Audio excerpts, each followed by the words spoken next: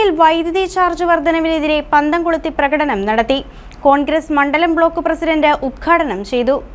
പിണ്ടിമനയിൽ വൈദ്യുതി ചാർജ് വർധനയ്ക്കെതിരെ കോൺഗ്രസ് പന്തം കൊളുത്തി പ്രകടനവും യോഗവും നടത്തി.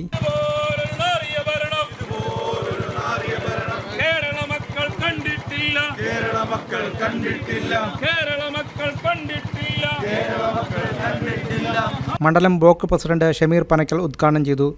ആരുടെ താല്പര്യമാണ് ഈ ഗവൺമെന്റ് സംരക്ഷിക്കുന്നത്? ഇവിടെ സൂചിപ്പിച്ചു, എങ്ങനെയാണ് കേരളത്തിലെ വൈദ്യുത ബോർഡ് ഒരു കാലഘട്ടത്തിലും ഇല്ലാത്ത തരത്തിൽ ഇത്ര വലിയ പ്രശ്നങ്ങളിലെത്തിയത്?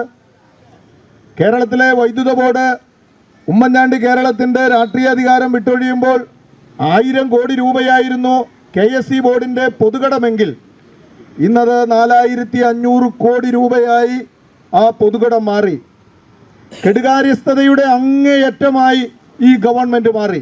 നമ്മുടെ തൊട്ടടുത്ത ഭൂതത്താൻകെട്ടിൽ നമുക്ക് അതിന്റെ 2011 അധികാരത്തിൽ വന്ന UDF ഗവൺമെന്റിന്റെ കാലഘട്ടത്തിൽ കൊണ്ടുവന്ന ആ പദ്ധതി 2016 ആ ഗവൺമെന്റ് UDF ഗവൺമെന്റ് അധികാരം വിട്ടൊഴിയുമ്പോൾ എന്തായിരുന്നുവോ ആ പദ്ധതിയുടെ അവസ്ഥ, അതിൽ നിന്ന് 1 ഇഞ്ച് പോലും മുമ്പോട്ട് പോകാൻ പറ്റാത്ത തരത്തിൽ ആ പദ്ധതി ഇന്നും അവിടെ നോക്കുകുത്തിയായി, ചോദ്യം ചിഹ്നമായി ഇന്നും നമ്മുടെ കോതമംഗലത്തെ പൊതുസമൂഹത്തിന് മുമ്പിൽ നിൽക്കുകയാണ്. വൈദ്യുത ബോർഡിന്റെ പ്രതിസന്ധി ഉണ്ടാകുമ്പോൾ ഈ നാട്ടിലെ പാവപ്പെട്ടവന്റെ, ഈ നാട്ടിലെ സാധാരണക്കാരന്റെ മുതുകത്തേക്ക് അധിക ബാധ്യത അടിച്ചേൽപ്പിക്കുന്ന സമീപനമാണ് ഇടതുപക്ഷ ഗവൺമെന്റ് സ്വീകരിക്കുന്നത്. ബേസിൽ പഴുകുടി അധ്യക്ഷനായി. സജി പൗലോസ്, നോബൽ ജോസഫ്, ബിനോയ് പുളിനാട്ട്, സീതി മുഹമ്മദ്, ജോളി ജോർജ്, അഹമ്മദ് കുട്ടി, വിൽസൺ തോമസ്, ബേസിൽ, എബി, വിൽസൺ കെ ജോൺ, അനൂപ്, നാസർ, ബിബി, നവാസ്, സിബി, മോഹനൻ, മർക്കോസ്, എൽദോസ്, ബെന്നി പോൾ, ബാബു NV എന്നിവർ സംസാരിച്ചു.